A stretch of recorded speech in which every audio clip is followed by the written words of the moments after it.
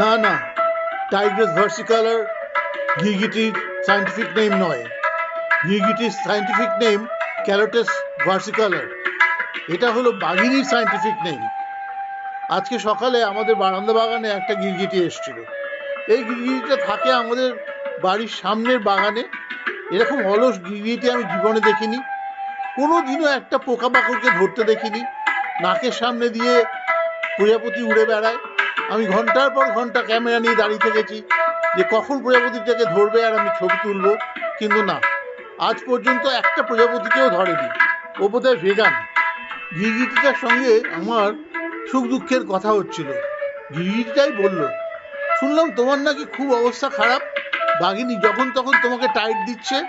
আমি বললাম, সে আর বলো না, টাইট তো দিচ্ছেই, তারপরে যা রং পাল্টায়। তুমি তো শিশু।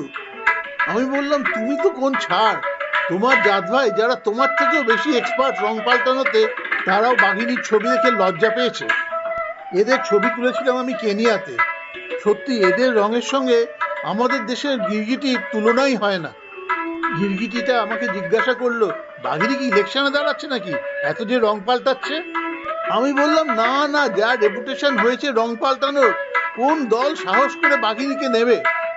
গিরগিটিটা বলল, আরে না না, তুমি জানো না, যারা যত রং পাল্টায় তাদের তত ডিমান্ড বেশি, আর তাদের পলিটিক্যাল কেরিয়ার সব থেকে ভালো হয়। আমি গিরগিটিটাকে বাঘিনীর ছবি দেখালাম কেমন রং পাল্টায়।